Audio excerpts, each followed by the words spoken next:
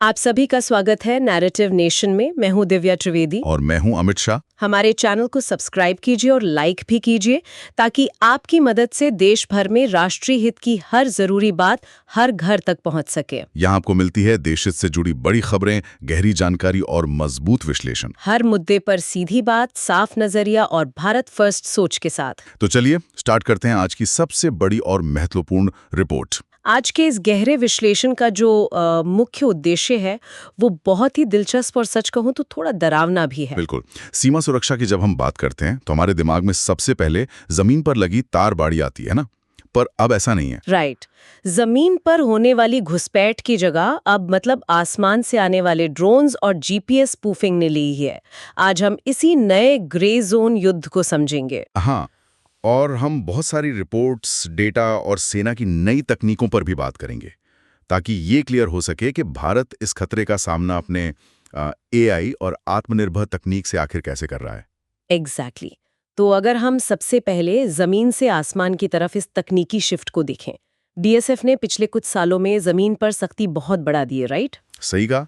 Fencing और patrolling इतनी strong हो गई है कि जमीन से आना लगभग नामुमकिन हो गया है। तो इसका नतीजा ये हुआ कि तस्करों और दुश्मन ताकतों ने एक नया रास्ता चुन लिया, यानी कि आसमान। ये ड्रोन्स एक तरह के अदृश्य डिलीवरी एजेंट्स बन गए हैं। बिल्कुल, इनविजिबल डिलीवरी एजेंट्स, जिन्हें अपनी जान जाने का या गोली खाने का कोई डर नहीं होता।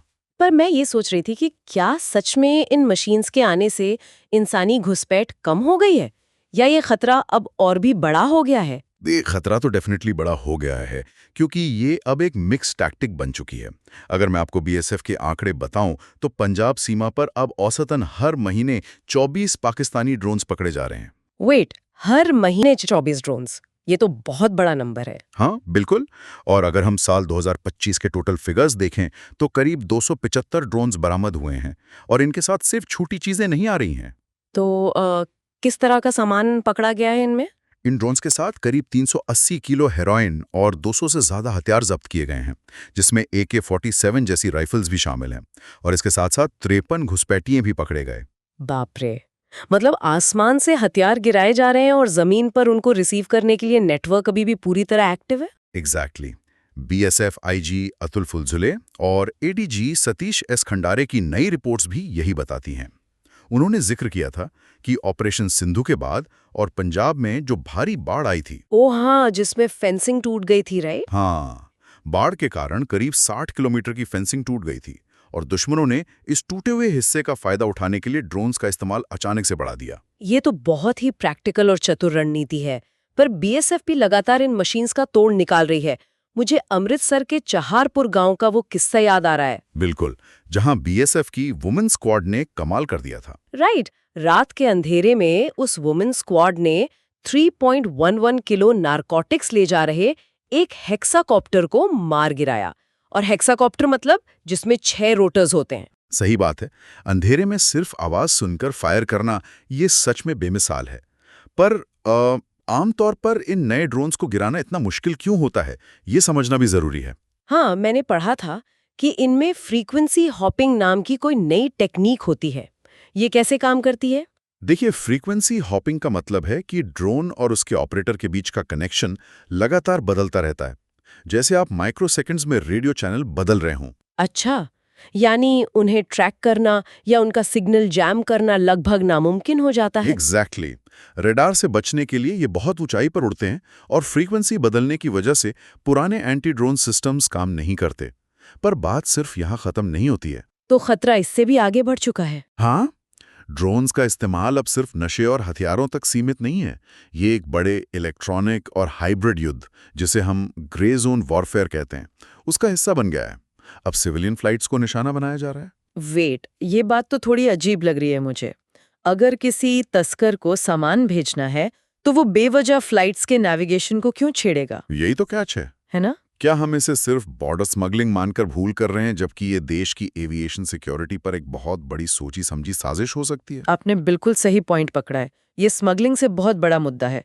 ऑब्जर्वर रिसर्च फाउंडेशन यानी ORF की रिपोर्ट देखिए। हाँ, उसमें क्या बताया गया है? रिपोर्ट के मुताबिक नवंबर 2023 से फरवरी 2025 के बीच अमृतसर, जम्मू और नॉर्थ ईस्ट के फ्लाइट कॉरिडोर्स, जैसे मणिपुर और नागालैंड में जीपीएस स्पूफिंग की 465 से ज्यादा घटनाएं दर्ज की गई हैं। 465 घटनाएं। पर ये स्पूफिंग एग्जैक्टली है क्या? ये जैमिंग से अलग कैसे होती है? देखिए, जैमिंग में आप सिग्नल को ब्लॉक कर देते हैं, पायलट की स्क्रीन ब्लैंक हो जाती है, उसे पता चल जाता है कि सिग्नल नहीं है। लेकिन स्पूफिंग बहुत धोखेबाज तकनीक है। मतलब इसमें गलत रास्ता दिखाया जाता है? एग्जैक्टली।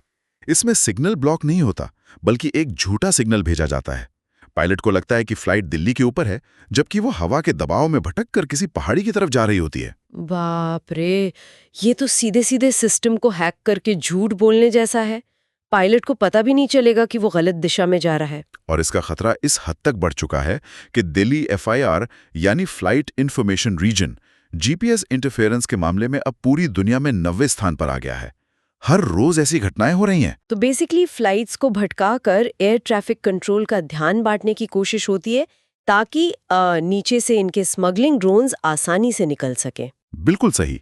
एक इलेक्ट्रॉनिक केओस यानी अफरा तफरी पैदा की जाती है, और जब दो देशों में तनाव बढ़ता है तो इसको एक पूरे मास अटैक की तरह यूज किया जाता है, जैसे मई 2025 में हुआ था। ओ, आप ऑपरेशन सिंदूर की बात कर रहे हैं, जब भारत और पाकिस्तान के बीच संघर्ष हुआ था। हाँ, उस दौरान पाकिस्तान ने रात के समय हवा में ड्रोन स्वॉर्म्स भेजे थे, यानी ड्रोन्स के बड़े झुंड जो आपस में बात कर सकते थे, और मिसाइल्स के जरिए नॉर्दर्न और वेस्टर्न इंडिया में टारगेट्स को निशाना बनाने की कोशिश की। तो ये तो वही बात हो गई कि जो नेटवर्क कल तक सिर्फ ड्रग्स भेजने के लिए टेस्ट हो रहा था, उसको अचानक से युद्ध का हथियार बना दिया गया। सही कहा। CNAWS की मिलिट्री रिपोर्ट भी इस पर रोशनी डालती है। आज के दौर का युद्ध अब प्लेटफॉर्म सेंट्रिक नहीं रहा। वॉरफेयर और कम्युनिकेशन नेटवर्क मजबूत होगा, वही जीतेगा। जीपीएस को स्पूफ करना अब किसी नाभिकीय हथियार से कम नहीं है। राइट। तो जब दुश्मन लगातार अपनी तकनीक बढ़ा रहा है, जीपीएस भटका रहा है और ड्रोन स्वॉर्म्स भेज रहा है, तो भारत भी शांति से तो नहीं बैठा होगा। इस तकनीकी हमले को न्यूट्रलाइज करने के लिए भारत क्या कर रहा है? भारत ने मैदान में अपनी खुद की एडवांस्ड, आत्मनिर्भर और एआई ड्रिवन तकनीक उतार दी है। अगर मैं इसको एक डिजिटल मच्छरदानी के रूप में समझाऊं तो गलत नहीं होगा? एक ऐसी मच्छरदानी जो सिर्फ खतरे को रोकती ही नहीं, बल्कि उस मच्छर रूपी ड्रोन को हवा में ही नष्ट कर देती है। बहुत अच्छी एनालॉजी है। और इस डिजिटल मच्छरदानी का पहला हिस्सा है सक्षम सिस्टम। अच्छा, ये सिस्टम किसने डेवलप किया है? इंडियन आर्मी ने BEL यानी भारत इलेक्ट्रॉनिक्स लिमिटेड के साथ मिलकर सक्षम को तैयार किया है। इसका पूरा नाम है situational awareness for kinetic soft and hard kill assets management. ये नाम तो काफी टेक्निकल है, पर ये कब तक डिप्लॉय हो जाएगा? ऑपरेशन सिंदूर के बाद सेना ने इसे फास्ट ट्रैक प्रोक्योरमेंट के जरिए खरीदने का फैसला किया, और 1 साल के भीतर इसे बॉर्डर पर डिप्लॉय कर दिया जाएगा। ये बॉर्डर के सभी कैमरास और रिडार्स को एक स्क्रीन पर जोड़ देता है। ओह, यानी रियल टाइम पता चल जाता है कि खतरा कहाँ है। पर मैं इंद्रजाल रेंजर के बारे में भी पढ़ रही थी। ये इंद्रजाल रेंजर का वर्किंग मॉडल क्या है? इंद्रजाल रेंजर भारत की पहली AI driven anti drone petrol vehicle है, यानी एक चलती फिरती गाड़ी। डिफेंस मिनिस्ट्री ने आर्मी और नेवी के लिए करीब 100 करोड़ रुपए का ऑर्डर दिया है इसका। चलते हुए मतलब इससे किसी एक जगह रुककर रेडार लगाने की जरूरत नहीं है? बिल्कुल नहीं। ये गाड़ी चलते हुए भी 10 किलोमीटर दूर से किसी भी ड्रोन को डिटेक्ट कर सकती है, वो भी रात के घुप अंधेरे में।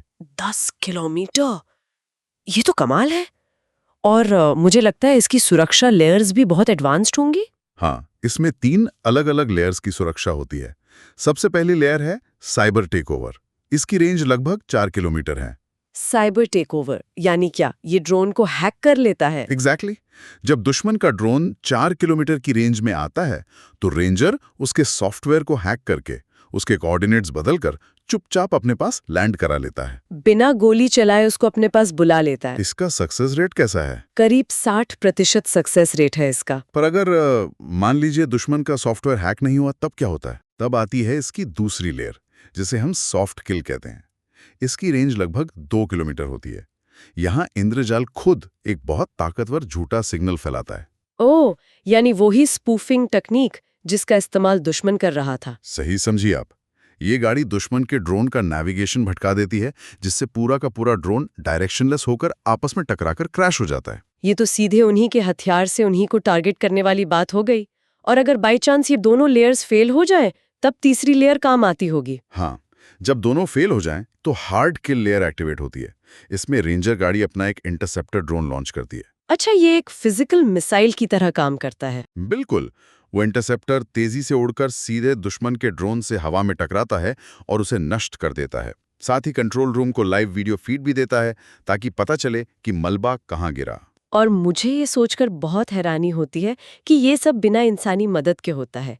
इसे शायद कोई एआई प्लेटफॉर्म कंट्रोल करता है, राइट? हाँ, इसे AI driven SkyOS platform control करता है, जो सेकंड्स में खुद फैसले लेता है।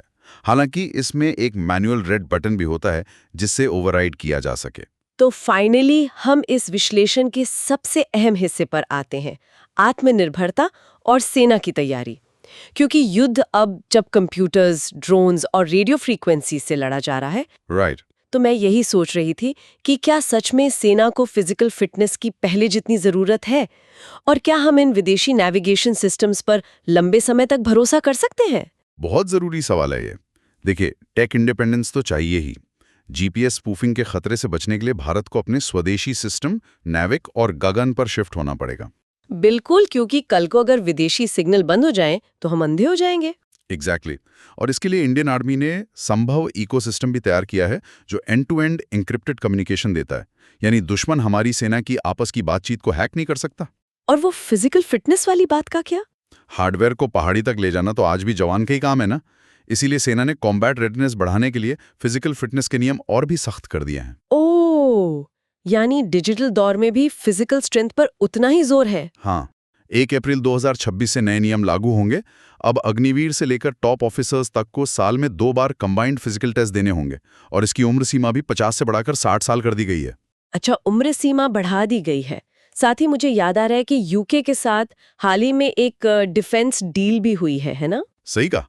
करीब $468 मिलियन का डील हुआ है यूके के साथ, जिसमें सेना को light weight multi role missiles मिलेंगी। ये कम ऊंचाई वाले ड्रोन्स को गिराने में सेना की क्षमता को और बढ़ा देगा। तो इस पूरी चर्चा से एक बात तो बिल्कुल साफ हो जाती है, सीमा सुरक्षा अब जमीन पर लगी तारबाड़ी और गोलियों से आगे बढ़कर हवा में बहने वाली अदृश्य रेडियो फ्रीक्वेंसीज और एआई का युद्ध बन चुकी है। बिल्कुल। और भारत का सक्षम और इंद्रजाल जैसे स्वदेशी सिस्टम्स की तरफ बढ़ना देश की मजबूत तैयारी को दर्शाता है। सही बात है। पर जाने से पहले मैं इस रिपोर्ट को एक बहुत ही गहरे सवाल पर छोड़ना चाहूंगी। जब एआई से चलने वाले दुश्मन ड्रोन्स और हमारे एआई से चलने वाले एंटी ड्रोन सिस्टम्स हवा में एक दूसरे से खुद ही लड़ने लगेंगे और माइक्रोसेकंड्स में फैसले लेंगे। हाँ, तो भविष्य के युद्ध में इंसानी नैतिकता यानी ह्यूमन एथिक्स और इंसानी फैसले की अहमियत आखिर क्या रह जाएगी? क्या आने वाले कल में सीमा सुरक्षा पूरी तरह से बस एक मशीन बनाम मशीन का खेल बनकर रह जाएगी? हमारे दर्शक इस बारे में जरूर सोचें। आज के इस रिपोर्ट में बस इतना ही।